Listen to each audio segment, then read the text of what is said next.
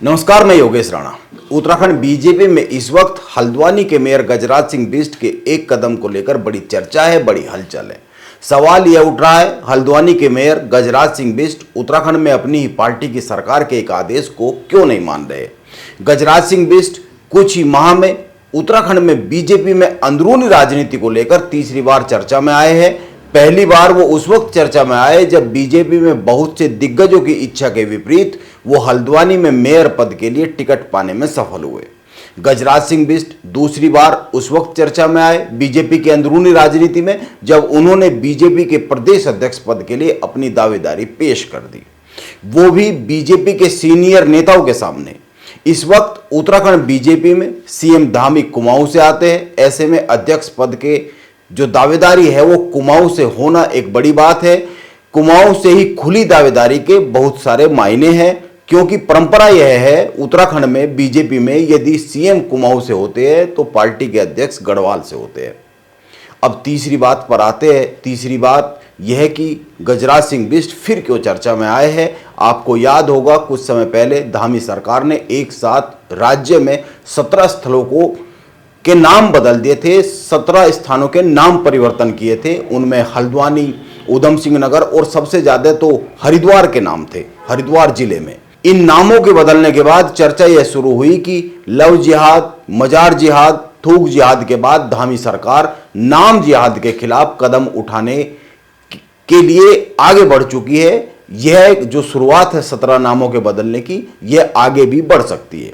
इन 17 नामों के बदलाव के बाद हल्द्वानी में भी कुछ सार्वजनिक जगहों के नाम बदले गए। यह नाम नगर निगम ने बदले, यानी गजराज सिंह बिष्ट ने बदले, वो मेयर है। उत्तराखंड की बीजेपी सरकार ने 17 मार्च को एक आदेश जारी किया जिसमें कहा गया नगर निकाय जो क्षेत्र है उनमें सड़क और सार्वजनिक स्थलों के नाम बदलने के लिए शासन की अनुमति जरूरी होगी।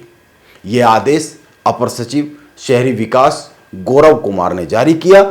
इस आदेश के तहत जो पत्र जारी हुआ उसमें उत्तराखंड के सभी नगर आयुक्तों, नगर पालिका परिषद और नगर पंचायत के अधिशासी अधिकारियों को भेजा गया यह पत्र और आदेश दिया गया। इस पत्र में बहुत ही साफ साफ कहा गया निकाय में शासन की अनुमति के बगैर सड़कों के या फिर किसी भी सार्वजनिक स्थल के नाम में परिवर्तन नहीं किया जा सकता है।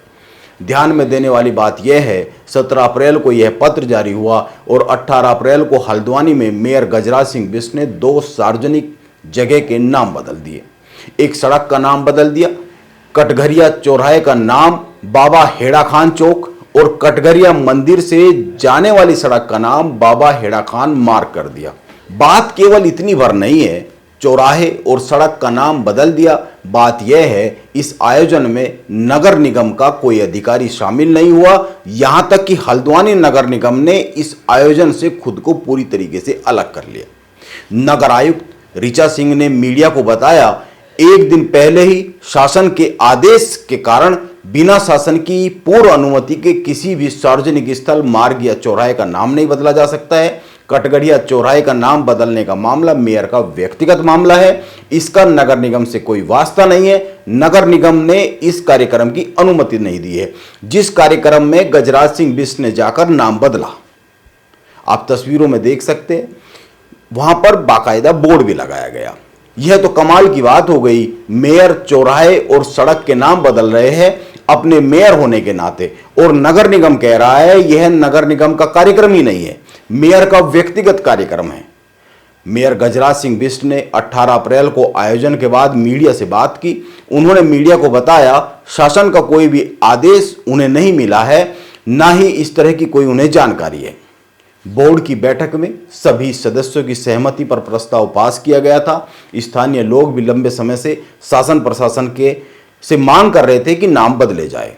जन भावनाओं का सम्मान करते हुए यह नाम बदला गया, यह मेयर गजराज सिंह बिष्ट ने मीडिया को बताया।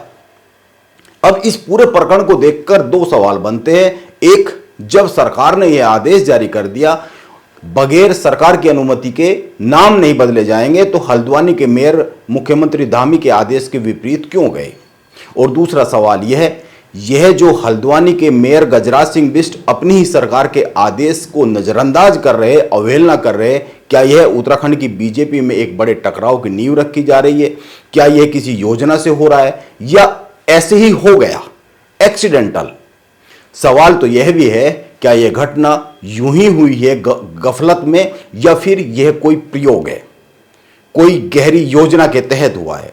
यह सवाल इसलिए भी जन्म लेते हैं क्योंकि गजराज सिंह बिष्ट त्रिवेंद्र सिंह रावत के बड़े करीबी माने जाते हैं और त्रिवेंद्र सिंह रावत बीच बीच में उत्तराखंड में अपनी सरकार के कामकाज पर सवाल उठाते हुए रहते हैं। यह बात किसी से छिपी हुई नहीं है कि उत्तराखंड बीजेपी में एक महीन सी लाइन तो खिंची हुई है जिसके दो तरफ कुछ लोग खड़े हुए। दरअसल हल्द्वानी में चल क्या रहा है इसको समझने के लिए कुछ घटनाओं पर, कुछ समीकरणों पर और बीजेपी के अंदरूनी कुछ गठजोड़ पर ध्यान देने की जरूरत है। पहली बात, उत्तराखंड में बीजेपी ने जब धामी को मुख्यमंत्री बनाया तो धामी ने उत्तराखंड की राजनीति को 360 यानी 360 पर घुमा दिया।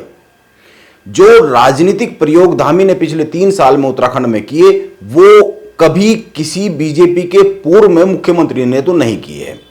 अगर आप एक एक करके देखें तो पिछले 3 साल में उत्तराखंड की राजनीति में दो चीजें बहुत ही साफ साफ दिखी है। एक धामी और देश के प्रधानमंत्री नरेंद्र मोदी का आपसी तालमेल।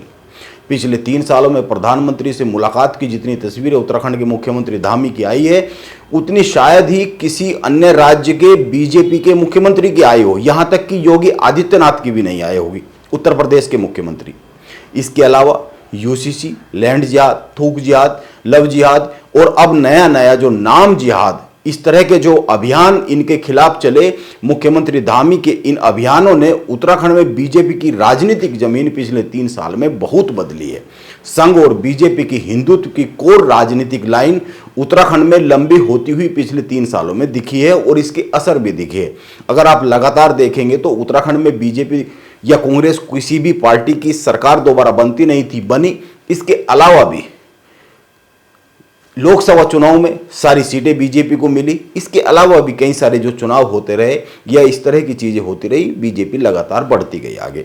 लेकिन इस बार के निकाय चुनाव में जब हल्द्वानी में मेयर पद के लिए गजराज सिंह बिष्ट का टिकट फाइनल हुआ, तमाम आपसी बीजेपी के अंदरूनी तमाम घमासान के बाद, इसके बाद चुनाव के बीच में गजराज सिंह बिष्ट ने एक बयान दे दिया जिसकी बड़ी चर्चा हो गई। उन्होंने साफ साफ कह दिया उनको इस चुनाव में मुसलमानों के वोट चाहिए ही नहीं, केवल उन मुसलमानों के वोट चाहिए जो राष्ट्रवादी है, इसके अलावा मुसलमानों के वोट नहीं चाहिए। यह गजराज सिंह बिष्ट ने ऑन कैमरा कह दिया। बीजेपी की अंदरूनी राजनीति के लिए यह बयान कोई छोटा बयान नहीं है। गजराज सिंह बिष्ट अपने इस बयान के साथ ही बीजेपी और संघ की हिंदुत्व की उस राजनीतिक लाइन के ऊपर बीच में आकर खड़े हो गए जो उत्तराखंड में बहुत पहले इस तरह की राजनीति की नहीं जाती थी। उत्तराखंड में 1-2 ही नेता है जो इतनी हार्डकोर हिंदुत्व की राजनीति करते हैं। उत्तराखंड में इतनी हार्डकोर हिंदुत्व की राजनीतिक लाइन खींचने वाले कम ही नेता है। करीब 4000 वोट से गजराज सिंह बिष्ट हल्द्वानी के मेयर चुन लिए गए। मेयर चुने जाने के बाद भी गजराज सिंह बिष्ट ने ऐसे कई सारे फैसले लिए एज ए मेयर जिनको देखकर यह समझा जा सकता है कि गजराज सिंह बिष्ट हल्द्वानी सहित कुमाऊं में हिंदुत्व की राजनीतिक लाइन पर खुद को और मजबूती से खड़ा करते हुए दिखना चाहते हैं। उनके इरादे ऐसे हैं, वो अपनी एक पहचान बनाने की दिशा में कदम बढ़ा रहे हैं हिंदुत्व के नेता के तौर पर। बात को कुछ और आगे बढ़ाने से पहले 2 बातों पर ध्यान दीजिए। पहली बात, गजराज सिंह बिष्ट बीजेपी सांसद और पूर्व मुख्यमंत्री त्रिवेंद्र सिंह रावत के बड़े करीबी है। माना यह जाता है उनका टिकट जो फाइनल हुआ मेयर पद के लिए वो त्रिवेंद्र सिंह रावत की उसको फाइनल कराने में बड़ी भूमिका है। और दूसरी बात, उत्तराखंड में बीजेपी की अंदरूनी राजनीति में दिलचस्पी रखने वाले अक्सर एक जो तस्वीर मैं दिखा रहा हूं इस तस्वीर की बड़ी चर्चा करते रहते हैं। वैसे तो यह तस्वीर दिल्ली में संसद भवन के गेट पर खींची गई है।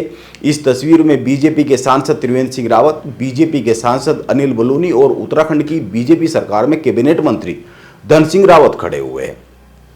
राजनीति में तस्वीरों का बड़ा महत्व होता है। यह तस्वीर उस वक्त की है, उस वक्त के आसपास की है जब उत्तराखंड कांग्रेस के बड़े नेता हरीश रावत दिल्ली गए थे और वहां से अपने सोशल मीडिया पेजों पर लिख दिया था हरीश रावत ने कि दिल्ली में कुछ पत्रकारों और बीजेपी के कुछ पुराने नेताओं से मुलाकात के बाद कुछ सूंघने पर उनको कुछ इस तरह की सूचनाएं मिली है कि बीजेपी के सांसद दिल्ली में उत्तराखंड में बदलाव के लिए दबाव बना रहे हैं।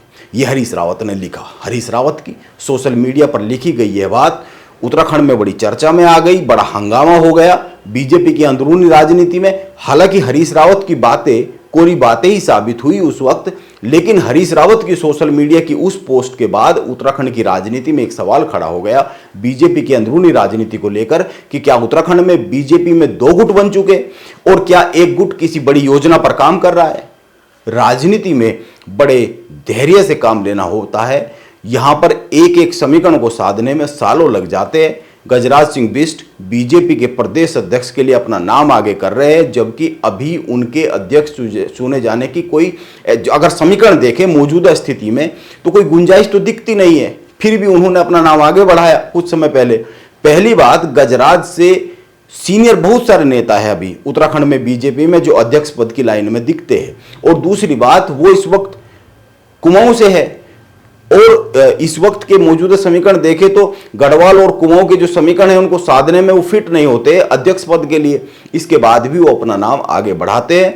और अब जब धामी सरकार ने एक साथ राज्य में 17 स्थानों का नाम परिवर्तित किया, उसी वक्त हल्द्वानी में भी कई सारे सार्वजनिक स्थलों के नाम परिवर्तित किए गए।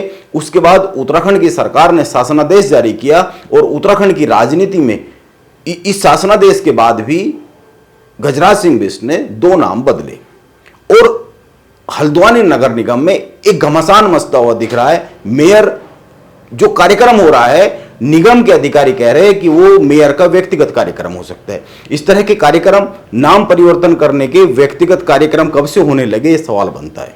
उत्तराखंड की राजनीति में 2 फैक्टर सदैव महत्वपूर्ण रहे, एक गढ़वाल, दूसरा कुमाऊं, एक ब्राह्मण, दूसरा राजपूत। और नरेंद्र मोदी के केंद्र की सत्ता में आने के बाद पूरे देश में ही और उत्तराखंड में भी अगर देखें तो राजनीतिक तौर पर ब्राह्मण राजपूत के अलावा ओबीसी वोट का भी एक बड़ा राजनीतिक तौर पे एक राजनीतिक फैक्टर बना है। ओबीसी वोट भी ये कुमाऊं में भी बना है। मुख्यमंत्री धामी कुमाऊं से आते हैं और राजपूत है, इसीलिए माना यह जा रहा है कि बीजेपी गढ़वाल से ही किसी ब्राह्मण को प्रदेश अध्यक्ष बनाएगी, या फिर किसी ओबीसी को, या फिर किसी महिला को बना सकती है राजनीतिक समीकरण साधने के लिए। लेकिन नया अध्यक्ष गढ़वाल से ही होगा, यह तय माना जा रहा है, वो कुमाऊं से तो होगा नहीं। गजराज सिंह बिष्ट राजपूत वोटर को साधते हैं, क्योंकि निकाय चुनाव से पहले बहुत ही कम लोगों को पता था कि वो ओबीसी से आते हैं। इस बार के निकाय चुनाव में बीजेपी के भी बहुत से लोग उस वक्त भोचक रह गए थे जब पता चला कि गजराज सिंह बिष्ट तो ओबीसी से आते हैं। इसीलिए गजराज बिष्ट के चाहने वाले, उनके करीबी कई सारे लोगों का कहना रहता है कि गजराज ऐसे नेता है जो राजपूत वोट के साथ साथ ओबीसी वोट को भी एक साथ साध सकते हैं। इस तरह के नेता बहुत कम है। गजराज हिंदुत्व की राजनीतिक लाइन पर खड़े होकर अपनी राजनीतिक जमीन तैयार कर रहे हैं। वो हल्द्वानी में सड़कों और चौराहों के नाम जो बदल रहे हैं, वह वहां की जो लोकल राजनीति है वहां समुदाय के हिसाब से और बीजेपी और आरएसएस के दिग्गजों के नामों पर नाम रख रहे।